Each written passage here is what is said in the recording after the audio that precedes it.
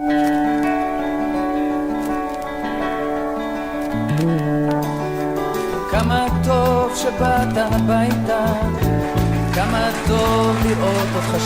ont relevé le défi de l'Alia. Studio Kalita vous raconte leur histoire. Alia Story, c'est vous, c'est nous. On est filmé, mais oui. il va faire un montage. Il n'y a pas de montage, Nathalie. Ah, il n'y a pas de montage. On est déjà à l'antenne. Ah, Esther alors. Esther.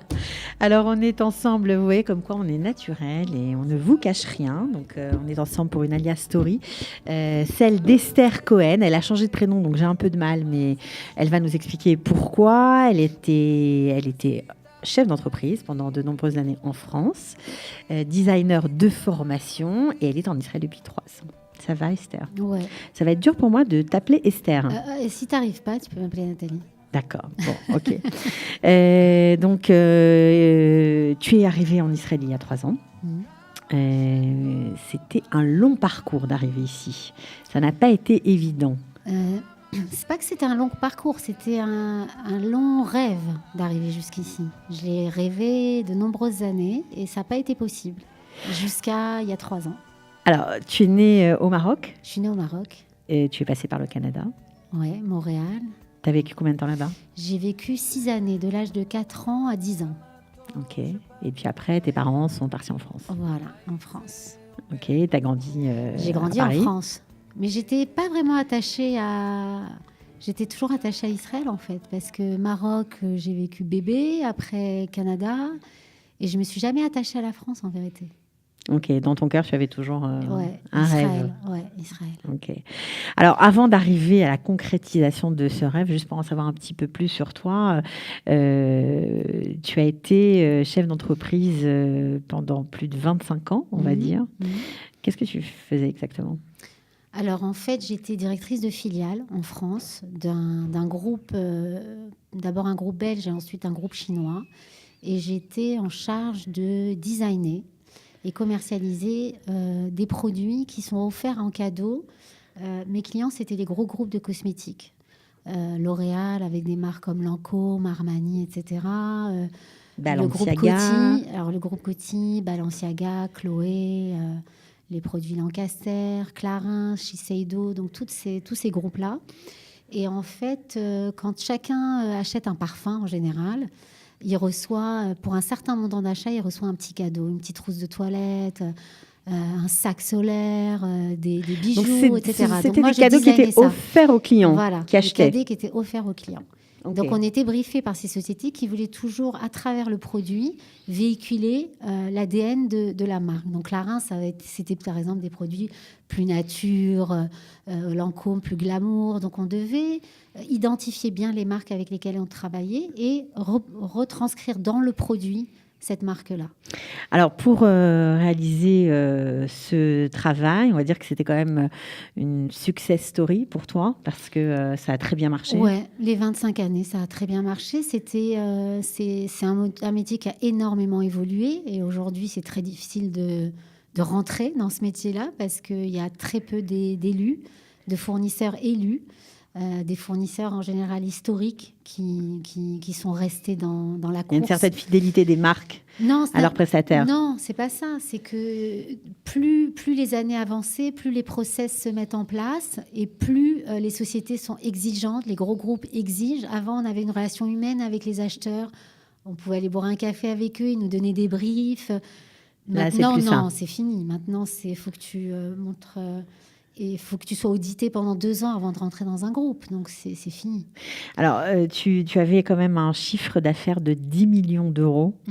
Donc, c'était sur la filiale française. Ouais. Donc, c'était assez important. C'était conséquent, ouais. Tu arrivais à maintenir une vie quand même? Ouais, j'arrivais à maintenir une vie parce qu'avec les années, je veux dire, au départ, il y a eu les premiers bébés, mais quand ils ont grandi, et avec l'expérience, j'ai pu déléguer pas mal. Donc, au final, je me donnais des vraies limites de temps dans le travail. C'est-à-dire, comme je voyageais aussi pas mal dans l'année. Tu devais voyager pour sourcer des produits? Pour sourcer des produits, pour aller dans les usines en Chine, pour aller dans les usines en Inde, pour aller sourcer des nouvelles idées à Londres, des choses comme ça. Donc, je voyageais pas mal. Et puis, vers la fin, moins. parce que parce qu'on en a Avec marre aussi. l'expérience Avec aussi. l'expérience, on a moins besoin de voyager.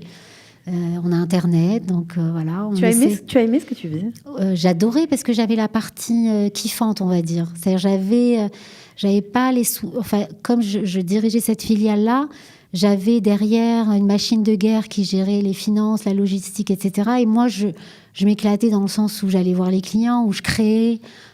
Donc c'était la partie sympa, voilà. Ok. Est-ce que c'était difficile pour toi d'imaginer de tout quitter et de venir vivre en Israël? C'était ton rêve, mais est-ce que tu arrivais à concrétiser comment tu allais vivre ici? Non, je me suis posé aucune question. D'accord. C'était Israël. Non, vraiment, c'est mon caractère. Je me dis, je pars, voilà, c'est tout. Je me suis pas dit comment on va vivre, est-ce que j'aurai le même confort, parce que j'avais un confort de vie en termes de... Évidemment. Confort matériel, d'aide. Voilà, la femme de ménage toute la journée, et là, il y en a plus. Donc voilà, c'est sûr que ça fait une petite différence. Ouais. Voilà. C'était quand même envisageable. Non, parce que tu sais quoi, quand à un moment donné, la dernière fois, je me suis dit, purée, t'as plus ce confort, t'as plus la parnassa que t'avais, t'as plus la femme de ménage, t'as plus ci, t'as plus ça. Est-ce que si on te l'avait dit, tu serais partie quand même? Ben, j'ai dit oui. Je me suis dit dans ma tête, oui, je serais partie quand même. Alors, comment parce que 25 ans de boulot, de vie parisienne, dans le luxe, dans un univers très, on va dire, un peu particulier quand même, qui n'est pas celui de tout à chacun. Qu'est-ce qui t'a déclenché? C'est tes enfants?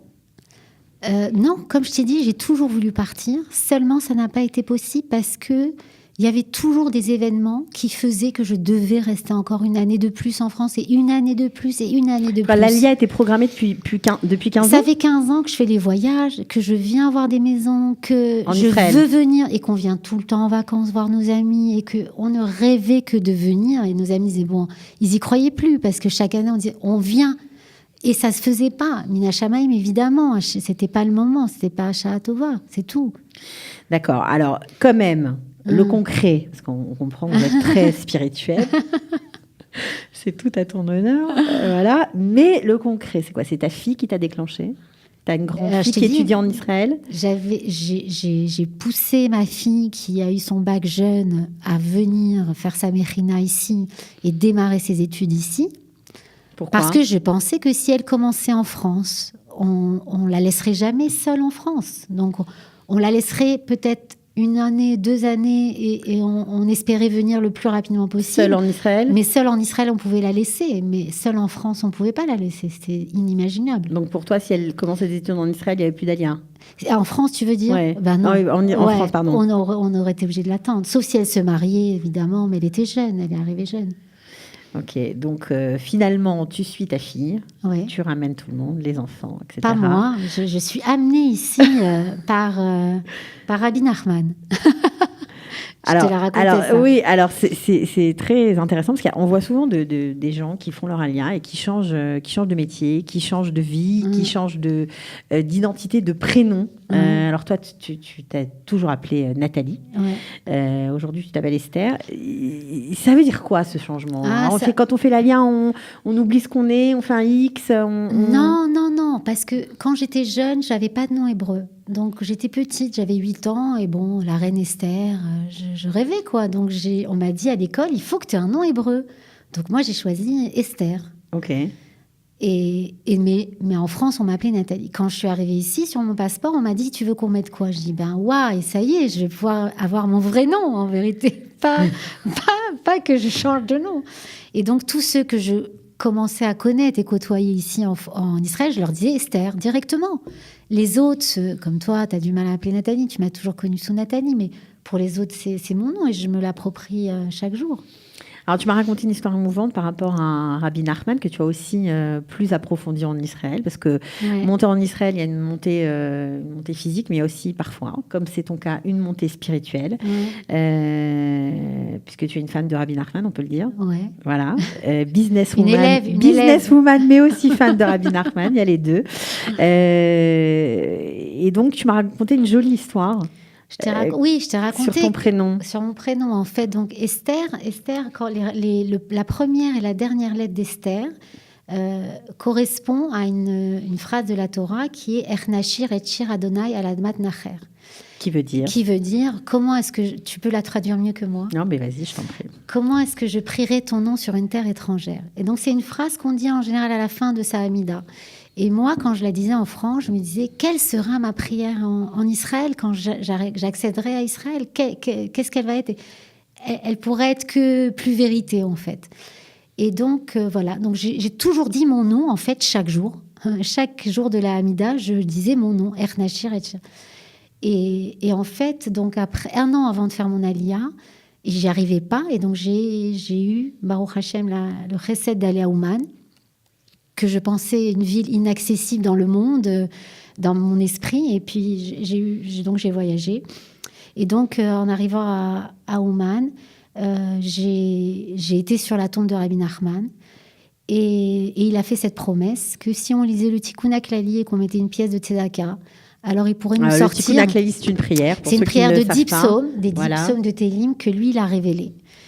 Et il a dit que si on faisait ça, alors il nous sortirait de l'enfer où on était. Alors je dis toujours qui peut le plus, peut le moins. mais pour moi, quelque part, la France, c'était pas l'enfer, mais ça pouvait ressembler à ça maintenant que j'ai découvert Israël. Et alors au moment... C'est incroyable parce que vous étiez... Enfin, t'étais tellement intégrée, tellement parisienne, visiblement, tellement française que c'est fou de parler comme ça aujourd'hui, quoi. Ouais, il y avait un manque en France. Et c'est pour ça que je pense que je voulais venir en Israël. D'accord. Alors donc, on reprend ta prière. Voilà, et on reprend. Et donc, à la fin du Tikkun HaKlali, il y a cette phrase « Ernachir et Shir Adonai Admat Nacher ». C'est une des dernières phrases du Tikkun HaKlali. Et là, je reçois comme une décharge et je me mets à pleurer. Je me mets à pleurer pendant 3/4 d'heure, sans savoir et sans kécher avec mon pleur, mes émotions. Sans comprendre. Et là, je comprends qu'il y a quelque chose qui se passe. Et tu ne sais pas quoi. Et je ne sais pas quoi, mais j'ai très vite compris que c'était décrété que j'allais monter, que j'allais prier en Israël à partir de maintenant. Et l'année d'après, je suis montée en Eretz Israël. C'est beau. Baruch Hashem. Alors, tu es finalement arrivée. Comment ça se passe? Alors, il y a 2 façons de voir les choses. Sur le papier, il y a des gens qui vont dire « Mais comment tu fais ça et t'as plus ça et t'as plus ci et t'as plus ça ?» Et il y a d'être, comme je t'ai dit, une goutte dans l'océan. C'est-à-dire de se laisser porter par Hachem et d'essayer de voir le bien dans chaque chose en vérité. C'était facile pour tes enfants? Ça a été facile? Parce que tu montes avec 4 enfants très différents, différents âges. Ouais, ça a été très dur pour eux. Encore dur maintenant. Pourquoi? Parce que des adolescents, un enfant de 6 ans qui rentre au CP et qui comprend rien en classe et qui se sent comme un enfant différent, perdu. Je dois dire qu'ici, ils ont été extraordinaires. Ils m'ont laissé avec lui en classe tous les jours pendant 2 mois. J'étais avec lui et je lui traduisais et je l'aidais. Donc, tu vois que j'ai pas tellement pu continuer mon business. C'était compliqué. C'était compliqué. On va y venir. Ouais. On va y venir. Donc, l'intégration des enfants, ça chamboule tout, ça chamboule la vie. Parce que tu pensais continuer justement ton business. Tu t'es dit que je délègue et que ça marche et que ça roule et que ça fait 25 ans que je fais ça. Je maîtrise. En Israël, ça va être finger in the nose. Ouais, exactement. Eh ben, pas du tout. C'est bizarre. Ça n'a pas été possible. Non, ça n'a pas été possible. Mais voilà. Ça n'a pas été possible, pourquoi? Ça a été passé parce que il y a beaucoup de gens qui externalisent aujourd'hui leurs entreprises. Ils ont des entreprises en France et c'est très à la mode et très et ça se fait quoi. C'est-à-dire que je dirigeais une équipe quand même là-bas. On n'était pas nombreux. La filiale en France, on n'était pas nombreux, mais c'était moi qui donnais l'impulsion de chaque créa, de chaque travail qu'il fallait faire, etc. Donc le fait que j'étais plus là physiquement, elle m'appelait, les gens m'appelaient, mais j'étais trop occupée à m'installer. Plus dedans. Donc non, j'étais plus dedans et je savais que j'allais perdre gros. On va dire en Parnassa. Je savais que ça allait être une. Mais je croyais pas que je me disais bon, quand j'aurai le temps, je le referai, je serai près d'elle, etc. Mais en attendant, je leur disais démerdez-vous, faites ce que. T'as lâché. J'ai lâché. Ouais. Donc et t'as perdu gros. Ben non. T'as gagné gros. J'ai gagné gros, non. Voilà, ça s'est arrêté, on va dire. C'était la volonté d'Hachem. T'es passé à autre chose. Ouais. Alors, les enfants se sont quand même intégré un peu mieux. Ouais, Le petit, dans quelle classe aujourd'hui? Le petit, il est en kita d'Alette et top, quoi. Il est comme va. un poisson dans l'eau. Il parle hébreu. Non, mais ça donne il parle hébreu de folie. Courage. Mais très vite, en fait, ça a duré 6 mois, la difficulté pour lui. En hébreu, je vais dire. Mais tu sais, quand un enfant, il a 6 ans, moi, je m'étonnais parce qu'encore aujourd'hui, il parle de la France. Encore aujourd'hui, il a tous ses souvenirs enfants. C'est-à-dire, quand tu nais dans un endroit... t'as tes racines là-bas et c'est un petit Français qui vit en Israël même à 6 ans, tu vois. On sent qu'il va rester celui qui a fait Sardalia. Attaché. Ouais. Tes filles? Et mes filles, voilà, elles étudient, il y en a à l'école, il y en a... Okay. Voilà. Alors aujourd'hui, malgré tout, la réalité de la vie te rattrape. Ouais, nachon. Qu'est-ce que tu fais? Quels sont tes projets? Est-ce que tu vas reprendre une activité professionnelle? Alors j'ai déjà. Voilà. Donc quand ça s'est arrêté, il y a eu évidemment une question de Parnassa qui s'est posée claire. Et je me disais, qu'est-ce que je vais faire en Israël? Et j'ai pas la langue. Et puis Mais t'as pas la langue, tu parles hébreu quand même. Je parle hébreu, mais... Tu parles anglais, Mais moi, j'ai jamais intégré une boîte. Je suis pas très formatée. Je peux pas rentrer dans des choses trop carrées. Donc, j'ai besoin de faire des choses par moi-même, en fait. Tu pensais que c'était pas possible d'intégrer une structure israélienne? Non, mais pas parce que j'avais pas l'hébreu. J'aurais pu m'y mettre à l'hébreu beaucoup plus parce que je suis incapable de rentrer dans un moule ou dans une équipe. Il faut que je sois dirigeante, il faut que tu comprends. Voilà, pas que j'aime diriger, mais il faut que je sois à l'initiative, il faut que ça implique de la créa, il faut que tu vois qu'il y ait des choses qui se passent. Ok, alors donc j'imagine que tu as dû réfléchir beaucoup. J'ai réfléchi, mais j'étais prête à faire beaucoup de choses. Par contre, j'étais prête à faire des petits boulots, tu vois. Des choses que j'aurais jamais cru possible. Quoi? Moi, aller travailler dans un magasin, faire de la vente... j'ai eu même envie de le faire pour rentrer dans le monde israélien, pour rencontrer les gens, tu vois, à un moment donné, même pas très bien payé, mais j'étais prête à faire certaines choses, tu vois. Et puis finalement, non, c'est pas fait. C'est pas fait. Non, je me suis dit que je tiendrais pas longtemps, que c'était une envie du moment. Mais en même temps, il faut suivre. Il faut vivre. Il faut remplir son frigidaire. Voilà. Donc très vite, je sais pas. Écoute, la prière, déjà. Mettre la prière, de dire Hachem, guide-moi, qu'est-ce que je dois faire ici? Tu sais que j'ai besoin d'avoir un peu d'occupation et voilà, et de continuer à produire des choses, tu vois. Et vraiment, j'aurais jamais pensé, mais j'ai reçu cette réponse, qu'il fallait que je fasse un showroom. C'est ça qui est sympa avec toi parce qu'elle est très nature, Esther. Elle dit vraiment ce qu'elle pense et je suis sûre que ça va faire écho à plein de gens. Ah, j'ai prié. Je n'avais pas la réponse. J'ai prié et j'ai reçu ça vraiment. Je te dis, la prière, la Hitbo des doutes, ça t'envoie les réponses en direct line, on va dire. Donc voilà, et je me suis dit, voilà, j'ai voulu monter des trucs et je me suis dit, tout le monde m'a découragée, m'a dit, si tu ouvres ça, c'est 15 000 shekels de loyer, il y en a qui ont ouvert, qui ont fermé, etc. Baruch Hashem, j'ai une grande maison et je me suis dit, tu sais quoi, je vais faire quelque chose chez moi, déjà, pour commencer. Et puis, les vêtements, j'adore, machin et tout ça, j'ai toujours beaucoup aimé. Et je me suis dit, je vais faire des vêtements de France et je vais créer aussi des choses, fabriquer des pièces qui sont tsniout, mais qui peuvent être pour tout le monde. Avec un petit switch, on peut le rendre mode et tsniout. Mais alors, comment on passe d'une phase où on est en pleine... on arrête quelque chose, donc socialement, on n'existe plus. C'est compliqué. On passe à un stade de maman à la maison, on est dans l'intégration des enfants. C'est dur. Non, parce qu'en fait, à un moment donné, ça s'est arrêté. Et entre le moment où ça s'est arrêté, où j'ai eu l'idée de refaire un nouveau truc... il y a eu 1 an où j'ai été à la maison et j'ai commencé à apprécier ce que j'avais jamais vécu dans ma vie. Être à la maison, faire mes courses, préparer mon Shabbat moi-même en entier de A à Z, être aidée par mes enfants, avoir une vie. Et j'ai kiffé. Ouais. Non, mais je grognais au début, je pleurais. Je disais, mais attends, moi, faire les machines, tu vois, non, mais pour te dire, il y a une fille la dernière fois qui m'a dit, une femme qui a fait son année, elle dit, mais quoi, il n'y a pas Baby Dior ici? Mais je me sauve. Alors, je me suis dit, est-ce que je vais faire comme ça? Non, alors voilà, il y a la prière et de me dire, Hachem, tu m'as mis ici, montre-moi ce que je dois trouver de bien dans ce rôle pendant ce moment-là. Peut-être ça ne va pas durer, peut-être ça va durer, j'en sais rien. Donc, c'était génial. Mais c'est encore, parce qu'aujourd'hui, je suis encore à la maison. Bon, en ce moment, je m'investis un peu plus dans ce travail, mais je sais que Bezrat Hachem va trouver un rythme. Alors, donc tu as décidé d'innover de nouveau. Voilà.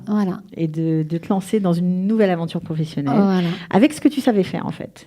Ouais, avec ma personnalité, en fait, avec ce que j'aime faire. Tu crois que c'est le secret d'une réussite d'une alia? Je pense qu'il faut... Israël, c'est une terre de Hémet. Et une terre de vérité, pour ceux qui ne parlent pas encore l'hébreu. Une terre de Hémet, c'est Vayeshev Yaakov. Yaakov, il s'est installé. Yaakov, il représente le Hémet. Donc, en vérité, si tu veux arriver à toi-même, il faut que tu t'accroches, parce que c'est pas simple. Mais quand tu vas arriver à ta vérité, tu vas avoir ta place. Et la place d'un juif, c'est ici, Zéou. Alors, elle est droite dans ses bottes. Voilà, c'est clair. Et ça, c'est clair. Donc, en fait, qu'on comprenne bien, aujourd'hui, tu crées des vêtements. Voilà. Et j'amène des vêtements de Paris qui ont cette French touch, comme ça, française. J'essaie de donner du style. Donc, il y a un ajustement à faire, là, parce que je garde évidemment le critère tsniout, c'est-à-dire que tous les vêtements gardent le critère tsniout, mais en même temps, de pouvoir être belle, de pouvoir être moderne et de pouvoir donner envie aux femmes aussi, essayer de donner envie aux femmes de s'habiller tsniout. Et d'être belle. Et d'être belle. Même temps. C'est exactement. Important. C'est hyper important. C'est hyper important. D'accord. Où tu te vois dans 5 ans? Demain déjà. Dans 5 ans, je me vois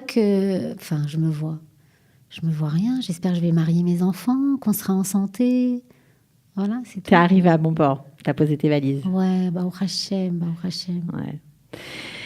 Ouais. Juste une dernière question. Ton plus joli souvenir? J'aime bien poser cette question parce que ça en dit long sur les gens qu'on reçoit, sur les expériences vécues. Ouais. Ça donne parfois aussi du courage à ceux qui ont besoin d'en recevoir.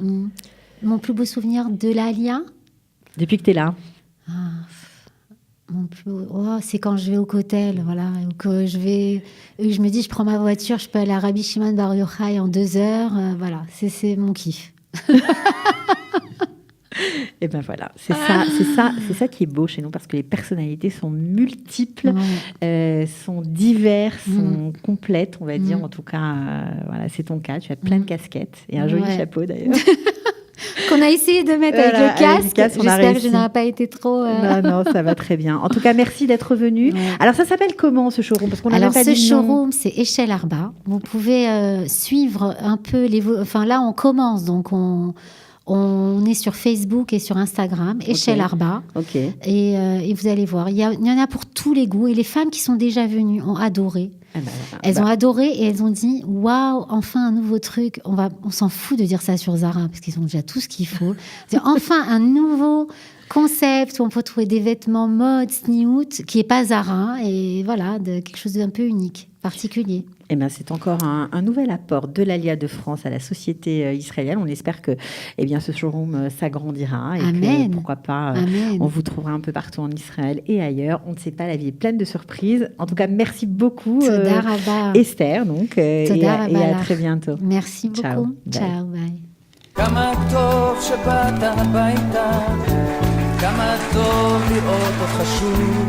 Ils ont relevé le défi de l'Alia. Studio Kalita vous raconte leur histoire. Alia Story, c'est vous, c'est nous.